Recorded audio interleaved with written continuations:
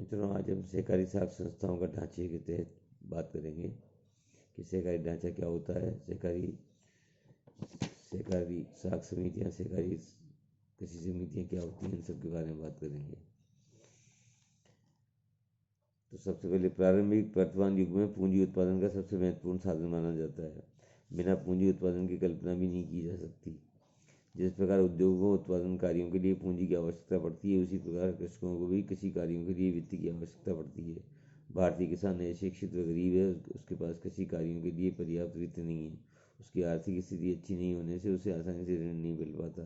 अतः ग्रामीण क्षेत्रों में कृषकों को वित्त प्रदान करने के लिए सहकारी साख समितियों की आवश्यकता पड़ती है। इतिहास साक्षी है, भारत किसान सदैव ऋण भार से दबा रहा है। उसे कृषि के लिए सदैव दूसरों पर निर्भर रहना पड़ता है। पर इस पर परावलंबन में सदैव उसका शोषण हुआ है।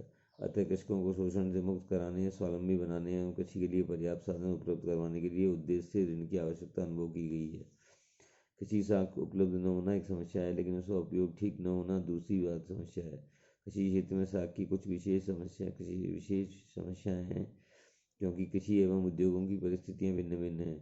अतः कृषि क्षेत्र पर ध्यान देने की विशेष आवश्यकता है, क्योंकि कृषि साख के लिए विशेष व्यवस्था की आवश्यकता है। कृषि में निम्नलिखित विशेषताएं उसे औद्योगिक इकाइयों से भिन्न करती है।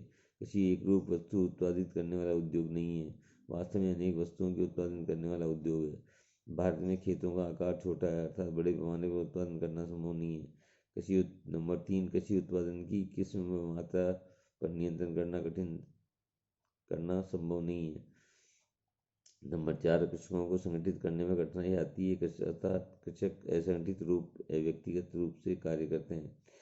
5वां, कृषि में प्रकृति पर निर्भरता के कारण जोखिम का तत्व अधिक होता है। 6, कृषि में उत्पादन प्रक्रिया में अधिक समय लगता है, अतः वित्त की आवश्यकता अधिक समय के लिए होती है। 7वां, कृषक गरीब, ऋणग्रस्त व लापरवाह है। 8वां, कृषि उत्पादन क्षेत्र मंडियों से दूर होते हैं, अतः किसानों को उपज का उचित मूल्य नहीं मिल पाता। 9वां, कृषि ऋणों के लिए भूमि को जमानत उचित नहीं है। नंबर 10, कृषि के लिए साख की मौसमी प्रकृति की आवश्यकता होती है। इसके बाद है कृषि साख की आवश्यकता। भारतीय कृषि व्यवस्था उद्योगों से भिन्न है, अतः कृषकों को संस्थागत साख की आवश्यकता पड़ती है। उद्योग संगठित रूप से कार्य करते हैं, उनको साख संस्थाओं द्वारा ऋण उपलब्ध मिल जाता है, परंतु कृषि क्षेत्र असंगठित है। कृषकों को ऋण देने के लिए संस्थागत व्यवस्था नहीं है, अतः उसे महाजन व साहूकारों पर निर्भर रहना पड़ता है, जो उसका शोषण करते हैं। कृषक को शोषण से मुक्त कराने व कृषि उत्पादन बढ़ाने के लिए संस्थागत साख की आवश्यकता है।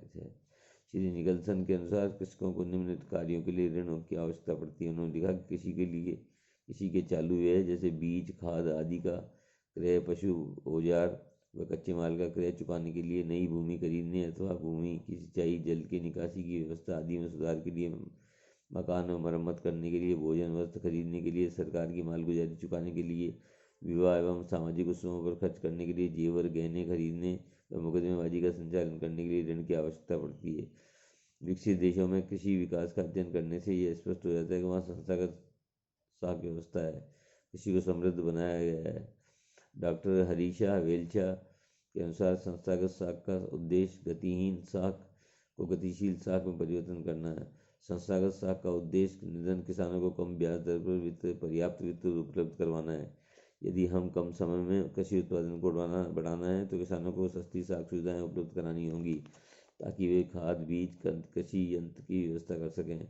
सहकारी साख के निम्नलिखित उद्देश्य हैं: कृषकों को मितव्ययता की आदत डालना, ताकि उनके साधनों में वृद्धि हो तथा वे उन्हें उत्पादन कार्यों में लगा सकें।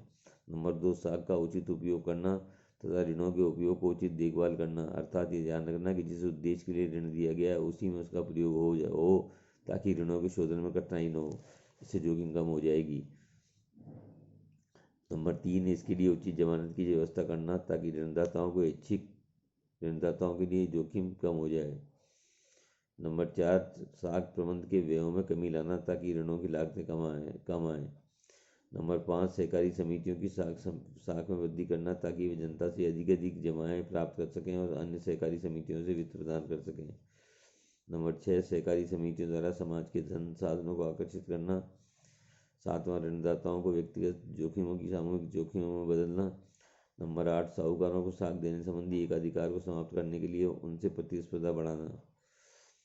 इसी प्रकार संस्थागत साख का उद्देश्य ग्रामीण बचतों को एकत्रित करने अथवा उन्हें कार्यों में लगाना है। साख संस्थाएं ऋणों के उपयोग पर भी ध्यान देती हैं। जमानत की व्यवस्था के कारण जोखिम भी कम हो जाती है तथा ऋण का सही उपयोग होने से पुनर्भुगतान भी संभव होता है। इस प्रकार कृषि विकास के लिए संस्थागत साख आवश्यक है, फिर भी विकासशील देशों में इसका अभाव रहा है। कृषि साख सहकारी समितियां। भारत में कृषि साख के लिए संस्थाओं का अभाव रहा है। अभी तक कृषक साहूकारों से ऋण प्राप्त करते रहे हैं, किंतु अभी आवश्यक हो गया कि भारत में भी कृषि के लिए संस्थागत साख की व्यवस्था की जाए। इसके लिए सहकारी साख संस्थाएं भी सर्वाधिक उपयुक्त होंगी। सन 1927 के विश्व आर्थिक सम्मेलन में सहकारी साख व्यवस्था की ओर ध्यान आकर्षित करते हुए ये विचार प्रकट किए गए थे कि कृषि उत्पादन की वृद्धि कृषि साख के संगठन द्वारा ही संभव है, क्योंकि ऐसा करके किसानों को उचित शर्तों पर आवश्यक पूंजी प्रदान की जा सकती है। किसानों की वित्तीय कठिनाइयों को दूर करने के लिए सबसे पहला कदम ये उठाया जाना चाहिए कि उन देशों में जहाँ पर साख संस्थाएं नहीं हैं, ऐसी संस्थाएं स्थापित की जानी चाहिए तथा जहाँ ऐसी संस्थाएं मौजूद हैं वहाँ उनको अधिक विकसित करना चाहिए। इस प्रकार संस्थाओं में सर्वोत्तम संस्था सहकारी साख समिति है, जो कि उन साधनों की सहायता से कार्य करती है जिन्हें वह परस्पर संगठन के आधार पर प्राप्त करती हैं तथा सरकार की सहायता से या इसके बिना ही बढ़ाने में समर्थ होती है।